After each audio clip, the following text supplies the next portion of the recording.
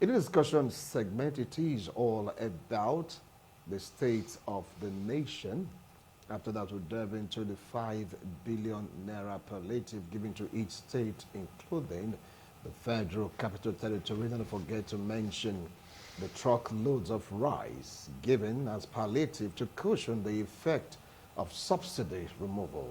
With me here in the studio to talk about this, I have a legal practitioner, political affairs commentator, and of course, he's also a very strong labor devotee. Join me to welcome Barrister Robinson Imade. Barrister, welcome to TMI. Appreciate your comment. Thank you very much. Good morning. Good morning, viewer. I sit very close to him. He is a lecturer in Uniben, Department of Political Science. He has joined me also to welcome Dr. Andrew Omosefe. Welcome, Doc. Thanks for having me. Good morning, viewers. The next person I want to introduce, sitting very close to me, once a youth leader, always a youth leader, very vibrant politically speaking, and also we talk about analysis of political issues, both local and international. He's well grounded. Join me to welcome former chairman of Nigerian Youth Council of Nigeria. Yes, Nigeria Youth Council, National Youth Council of Nigeria, Edo State branch, or chapter rather. Join me to welcome Comrade Osanho Obasuyi. Welcome to TMI. Thank you so much, Mr. Wilson. Good morning. Good morning, viewers. It's good to be here again. 2 months and counting. Nigerians have a lot of stories to tell when you talk about the state of the nation. Some are saying this is not what we bargained for. Others are saying through patience, you can beat iron into any shape. Let's just be patient. Despite the heat, we have to persevere. I want to start off with the labor devotee, Barrister Robinson Imade. The story thus far, 2 months and counting into President Bola Ahmed Tinubu's administration. Take it up from there, Barrister. Well, it's easy to say that in the last 2 months, Nigerians have witnessed misery, suffering, unrealized manifestos, and the likes. On the part of government, a number of savings have been made, some points have been recorded, but then governance is all about the people. If you go out there and ask anybody, you get to know that the pains of Nigerians have increased in the last 2 months. The major reason for it, as we all know, is the removal of the fuel subsidy, which did not come to me as a surprise, because even when Bola Ahmed Tinubu was yet a candidate for the presidency, he told us that no matter how much we protest, I will remove subsidy, quoting him. And during his swearing-in ceremony, the first, perhaps, action he took was to tell us, your fuel subsidy is gone. And that unleashed pains, agony, mystery. So far, I believe that the average Nigerian has no gain to talk about as far as this government is concerned. We know that the fuel problem in Nigeria is one that is central to every aspect of our economy. And when the subsidy is removed, it affects especially the common man. Not as government has touted that only a few who were in charge benefited from the subsidy. Perhaps the only thing that Nigerians benefit from any government is cheap petrol, cheap petroleum products. Because no matter how poor you are, no matter whether you are employed or unemployed, you go to the pump station, either directly or indirectly, to benefit from cheap petrol. Unlike what we have today, whether you rich or poor, I don't know whether there are still 3 stratas. We have the stupendously rich and the abjectly poor today, no middle class.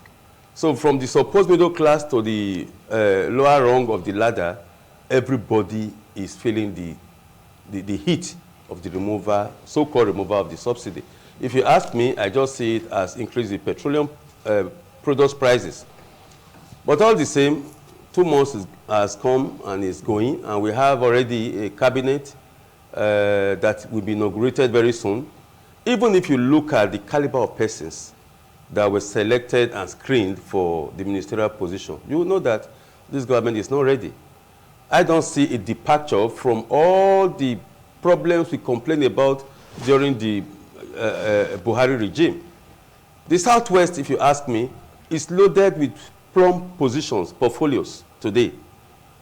The Southeast, of course, apart from the Minister of Works that has been designated for that part of the country, prayers have been told to go to hell from the portfolios that have been given to them. Look at the Northwest. Buhari said he would have removed subsidy, but he wanted APC to win. And I'm happy that this Northwest is also being treated like the rest of us. If you ask me, the portfolios given to the South-South is better, if you like, than those given to the Northwest. And that is good for Buhari, because but for the evil machinations, with due respect to the fact that we are on air, of the APC and the INEC, we would not have had it this bad. Nigerians, like you have said, have not gotten what they bargained for. All right. And the pain is becoming more and more excruciating. Well, I know that talking about this topic will evoke so much emotion. So please, gentlemen, please, let's try as much as we can to watch our emotions. Okay? Please, it's sort of appeal. Now, Dr. Andrew, you've heard Barrister Robinson Imade. He said many Nigerians are not really happy about the situation right now.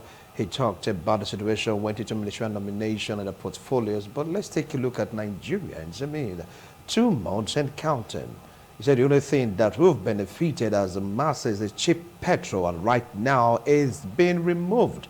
An increment in the price or pump price of petrol. Throw more light on it. Well, if you ask me, I would say that 2 months of pains, 2 months of anguish, yeah. But you know, there's this saying that no pain, no gain. I have said this in so many platforms, or on so many platforms, and I will reiterate it here, that the removal of fuel subsidy was something that was meant to go. It was always meant to go. And it beat my imagination how Buhari's government, you know, continued to entertain this massive fraud for 8 years. And if you ask me again, I will even say here that the removal of fuel subsidy in itself is not the issue. The issue, according to Chief Femi Falana, is the dollarization of the Nigerian economy. Whereas Nigeria has continually concentrated its efforts on the export or the production of petrol, the petrol that we do not even refine in this country. And it beats me hollow to also note here that for 8 years, the Buhari's administration totally neglected our refineries. Nigeria is a country with 3 refineries with over 120,000 barrels a day capacity. How come we do not even have one of those refineries that is producing? Therefore, we depend on exports. That is, we export crude and we import refined products. And when those refined products are coming, we are paying in dollars. Once you pay in dollars, the prices of the products will be determined in dollars. And so when you look at the landing costs vis-a-vis the amount it will be sold to Nigerians, you should expect that, you know, it will go up astronomically. And so what I think Nigerians should begin to do now is to begin to impress on the government to quickly, as a matter of fact, begin to work on our refineries and ensure that the refineries work, just as Tinubu promised the Labour that by December, I think Port Harcourt will produce up to 60%. So we should begin to, trouble the government. Because the truth is, if the government had allowed subsidy to continue, it would have been a situation where, our economy would have been plunged further into a deeper mess. I don't know if you have seen the preliminary report on the CBN and, the different pardons that took place where we borrow to sustain some of these unsustainable policies. How can you continue to borrow to sustain subsidies on this and subsidy on that, when in fact we can even borrow to invest in critical sectors that will translate to the overall development of Nigeria and the betterment of the ordinary Nigerian. So what I think here is that though we are all in pains, we are suffering the brunt of the removal of fuel subsidies. You cannot, there's no two ways of, me that is even talking to you now, my salary barely takes me home, because I have to buy fuel to transport myself to the office. I have to buy fuel to transport myself to wherever I want to go to. And so our lives largely depend on petrol, even as a means of movement and as a means of, overall survival. All right. They have the same testimony to share, saying that things have not been too easy for Nigerians 2 months and counting into this administration. Comrade, do you have a divergent view? Well, thank you so much, Mr. Wilson. In Nigeria today, like I said the last time when I came here, you sleep, you wake up, you give thanks to God, because we are only trying to survive, not that we are living the way we ought to live. Therefore, we continue to give thanks to God Almighty for keeping us alive. Everybody in Nigeria today, we are all singing the same song. It cannot, my views cannot be different, from the 2 other guests here seated with me. Because Nigeria is becoming a theater, like I also mentioned the last time when I came here, where movies are made. And these movies, we get different titles for it every day. Just as the day comes by, you get a different title. Well, just like my brother here, the lecturer, said, we expected that subsidy, would go someday. What we are talking about is the manner in which the subsidy should have, left the economy.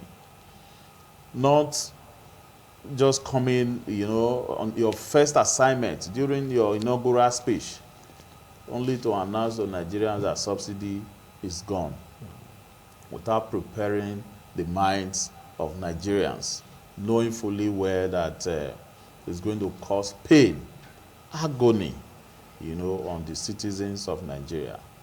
Whereas it is the responsibility of government, to take care of the welfare and security of the citizens of this country.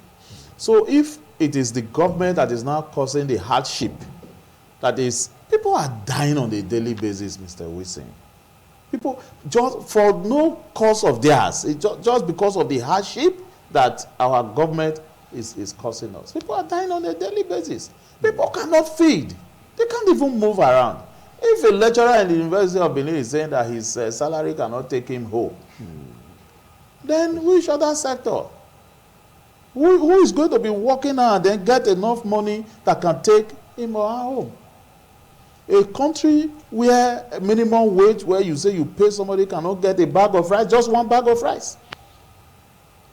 The bag of rice that will not even last you for 2 months in your house, and your minimum wage for 1 month cannot take you home. A situation where probably your 6 months salary cannot pay your rent. If your 6 months salary cannot pay your rent, then how do you survive? Imagine earning for 6 months and it cannot pay your annual rent. You have to feed, you have to take care of your children. The children will go to school, you pay school fees. And so on and so forth. So many things so many spendings that you have to do. And the income cannot, your 1 month salary cannot buy a bag of rice. That is a very big problem. And the government of this country, the government at the center, need to begin to think. You should wear the thinking cap and begin to think of what to do to ensure that citizens live well in Nigeria. All right. As we speak today, my brother, the pain, it's high. It's terrible. If I buy 10,000 Naira fuel in my car, and it cannot take me from where I came from this morning, St. Matthew's Cathedral on Sopomba Road, to this place, your studios here at local, and return, it's a problem. Then how do you think an average Nigerian will be able to survive? Just like our brother, the barrister, said, there is no middle class anymore. You just have the extremely rich, and then all of us, the rest of us, we're almost below the ground. We are only trying to survive. That on a daily basis, we even get something to eat. We give glory to God. And that is, you will be thinking that you are not even doing well. But a lot of persons are even capitalizing. They are hoping to be like you, and they even come to you for help. How do you then survive? So it is very important, and it is pertinent that the government at the center should begin to think of, well, not this palliative thing. Anyway, you said we will get there. You said we will get there. But they should begin to think of what to do. They need to wear their thinking cap. We'll get there. It's very important. We'll get there. Still talking about the state of the nation. From all what you all have said, can one deduce that everything is tied to the economy? Barrister?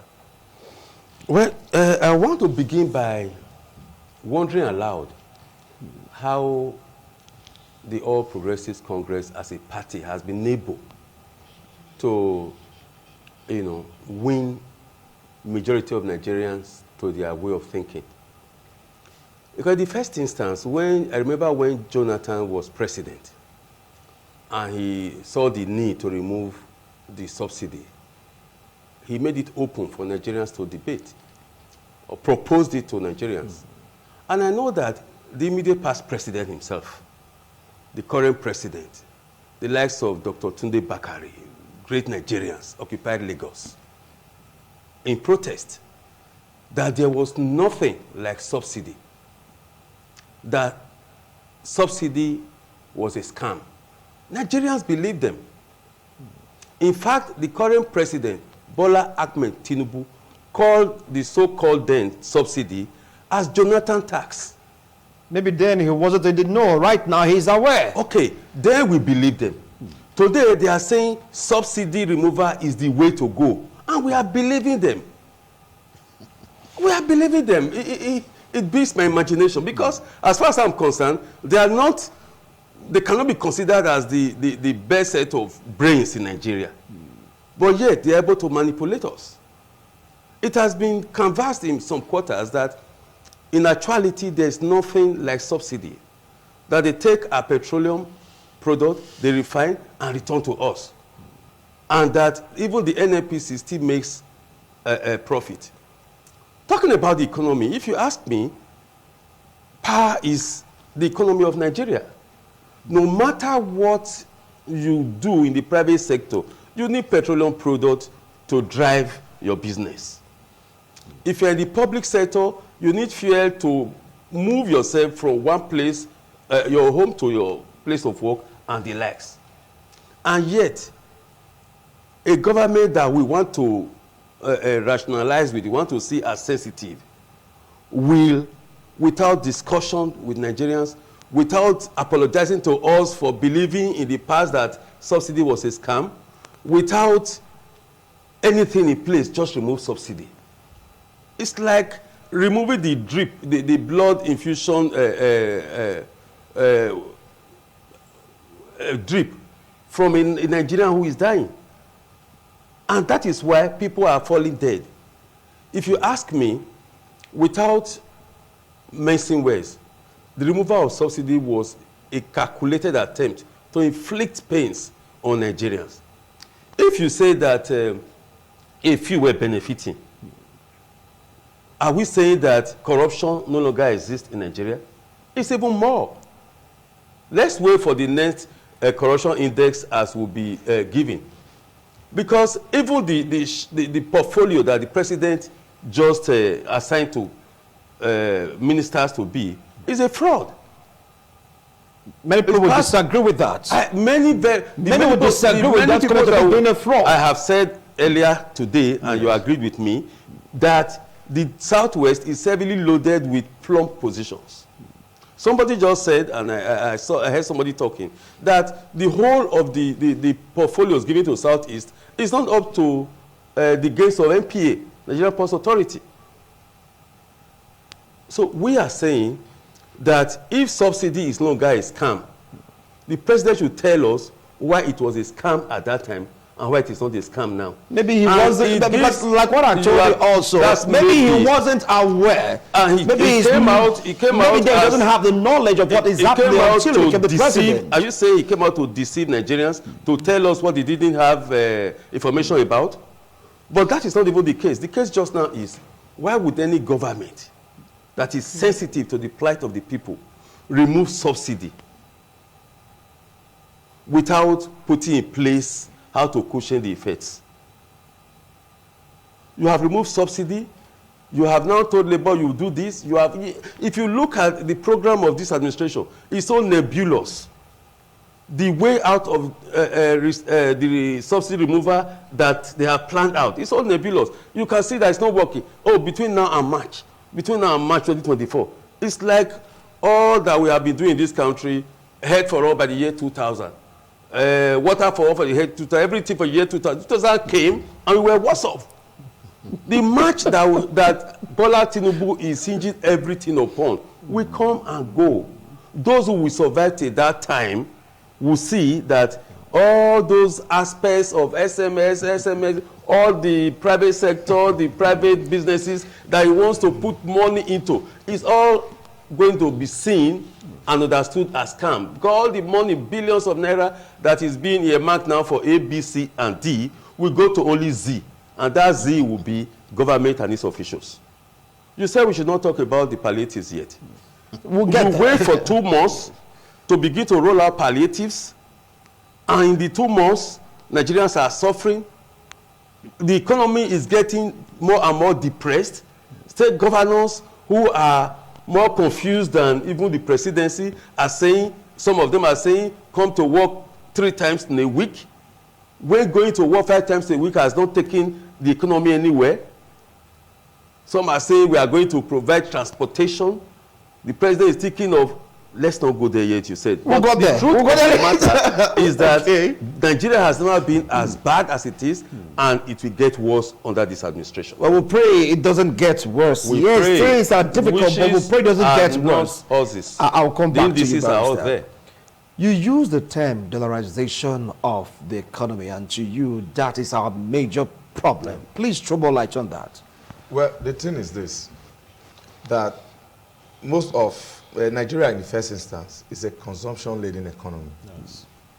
And the fact that we consume what we don't produce is the beginning of our problem. Now, Nigeria is an oil-producing nation. And it is expected that as an oil-producing nation, we should reap the benefits, the gains of being an oil-producing nation. Now, a situation where we produce crude and we don't refine, that is even part of the main problem.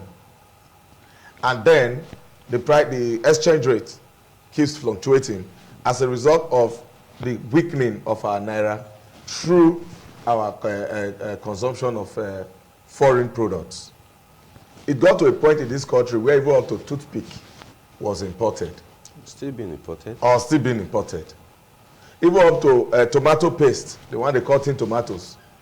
Does Nigeria ever have any business importing tomato paste when we produce tomatoes in large quantities?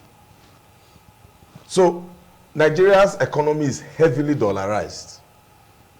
Everything we do is centered around the dollar. Even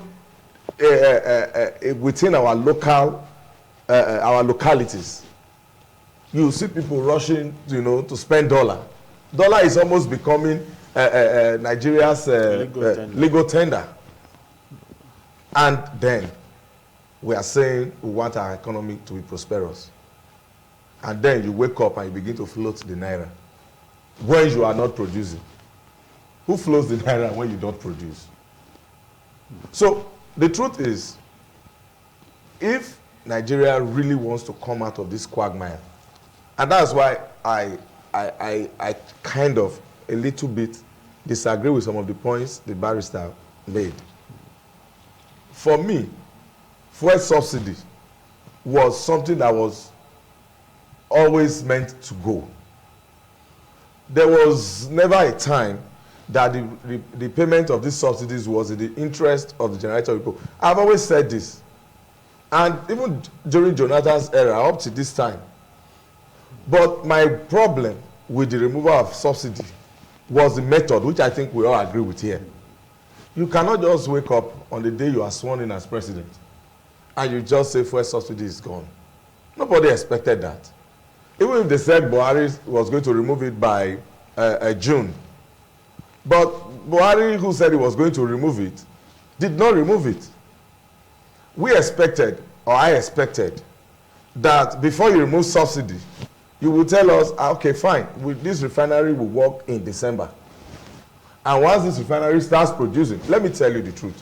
If our refineries are producing, we have no business with subsidy. In short, subsidy will go naturally. Because subsidies are paid on, the importation. It is because of the high rate of the dollar. That is why the government said, okay, let us cushion this with, payment of this subsidy. And so if we are now refining locally, we will have no business with payment of subsidies. But government just woke up without fixing one refinery, not even one, and you are removing subsidy. What were they thinking? Oh, I don't know who advised him to do that.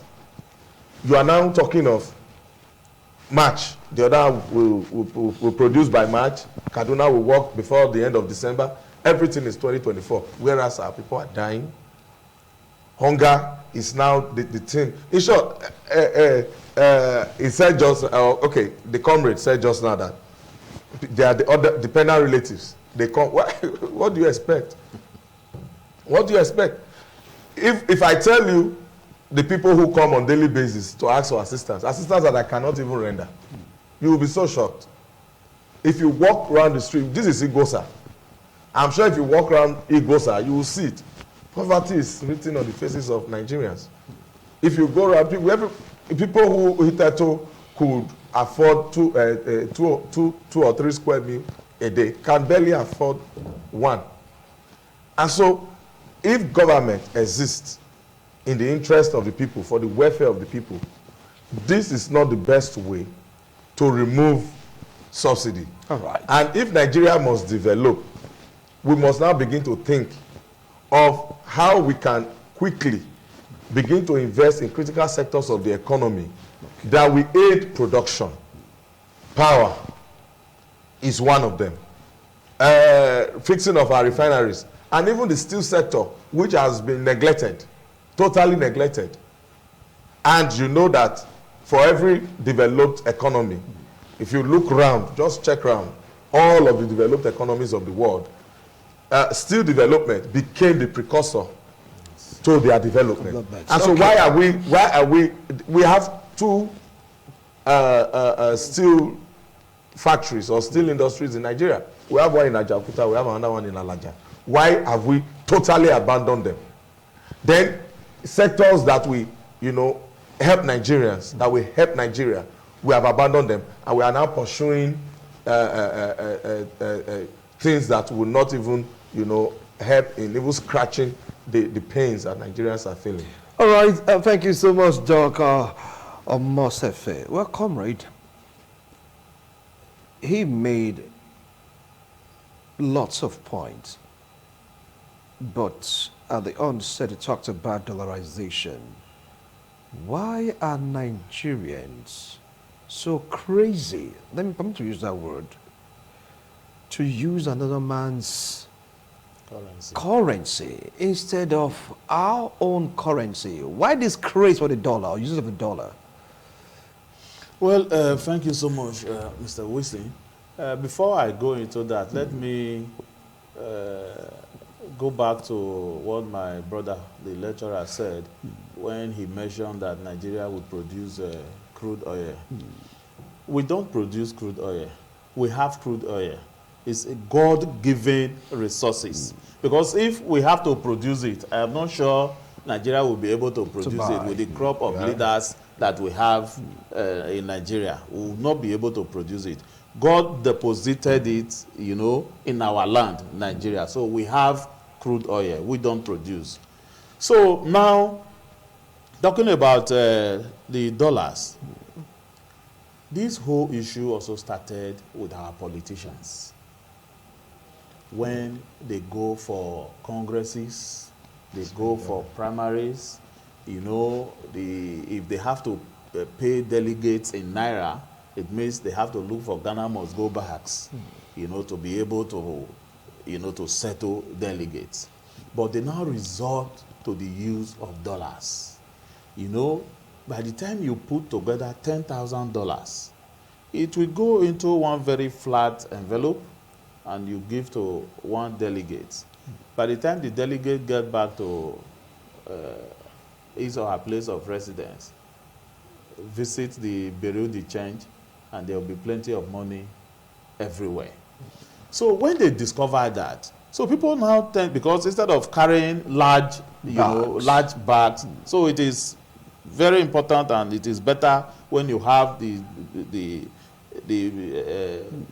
pieces of money, just put it in an envelope, easily goes into your pocket and all that.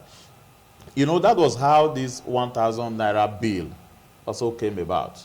At the point, it was just at 500 Naira. But when they discovered that it is no longer possible to carry 500 Naira bills, in large part along, they now decide to come up with the 1,000 Naira bill. And even the 1,000 Naira bill, as we speak now, is no longer sufficient. They now go with dollars, pounds, and all. So that is the problem we have in Nigeria. When he talks about dollarization, that is where we come from. In a country where, since the last few days, you have seen on social media that a country where English language, is compulsory in school, and then agriculture is not compulsory. So you find it difficult, to see how such a country can be a producing nation. You learn how to speak English and you'll be speaking English. You cannot produce anything. We as Nigeria have been talking about, diversification of our economy since the last 20 years. Which of the leaders have been able to implement? Today you hear diversification, tomorrow you hear diversification, next tomorrow, that we should not now depend on the oil economy. But till tomorrow, Nigeria is still depending on the oil economy. Sometime in 2021 or so, Governor Obaseki did say that it will get to a time that Nigeria will be plunged into a very serious situation as regards the economy. What is happening today? Since the last few days, you also see on social media that people are saying that a prophet that we never saw. Because he mentioned, at the time he also said, oh, for the federal government to be able to give allocation, that they printed whether it's about 600 billion or so to add. In fact, there was, people started crying foul, you know, at the national level and all that. But at the end of the day, it was in the obvious that actually money was printed. So if somebody that is very vast in the economy, you know, is talking to us, and we are privileged to have him as a governor, I think we should begin to look at these persons who are capable. We should begin to learn from persons who can bring something to the table. Not just, you know, and picking, just like our lecturer said, the barrister, sorry, that with the crops of persons we also have now that we have been selected, that have been assigned portfolios, it means Nigeria is going to run the same way it has been running. His own opinion. People have divergent views on that. That is the truth. If you keep recycling, you cannot keep doing something the same way and expect different results. It is only when you move in the other direction then you expect different results. What you have been doing all the while, you keep doing it and you expect different results. Where will the different result come from? You keep recycling, you know, this person. Majority, some of the ministers we are talking of today have been former governors. A lot of senators in the red chambers today, they were former governors who did not even do well in their various states. And today they are in the red chambers. Today you are appointing them as ministers and you expect things to turn around. How will it turn around? A country where you have assigned the portfolio of youth minister to a 63-year-old man. We have young persons who can man the ministries. We have young persons who can take care of their co-young persons. See, if you want to solve a problem, you must go back to the citizen. They must be able to tell you what their problem is. But we have always told these people, no matter how beautiful, you know, you prepare a dish and ask me to come and eat, I will ask you, there must be a problem. For me to join you or to eat, I must be part of the preparation. That you just think from nowhere, this is what you have for me, you just bring it out from nowhere and you expect me to embrace it in this our present day Nigeria, where anything can happen. Wow. Gentlemen, you've spoken at length because from all your analysis, all is not well. All is definitely not well. And so now, capital, some persons are so intoxicated, well, I call it dollar craze, so to speak.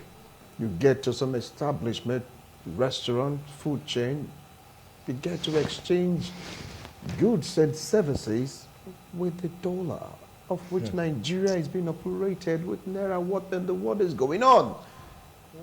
Well, Nigeria, please, this amount is just for $2. That burger is for $5. Are we in the US? What? No, for real. I've been thinking about this. What is happening? What is happening to our Naira? Apart from the lecturer making these analyses, dollarization seems to be another problem that is really making us very big problem. Very big undergoing right now. You get to hear, no, you have to pay in dollars. What is dollars equivalent? Are we? If you go to China, how many of them are using dollars? Talking about as a means of exchange in China. Go to the US, how many of them are using Naira as a means of exchange in the US? You know, you go to the Netherlands, they have the Dutch. And they stick to that. So why are we so crazy about using another country's currency to do our own business? We have to look into this. The economy is ailing. It is ailing. The power sector is ailing. For the steel, some are saying it's dead already. Why for the petroleum, our refineries? Where are they today? And you've heard them. If you can put all these things in place, definitely, you'll not be talking about subsidy removal. Everything will just go seamlessly. Our presidents have so much to do.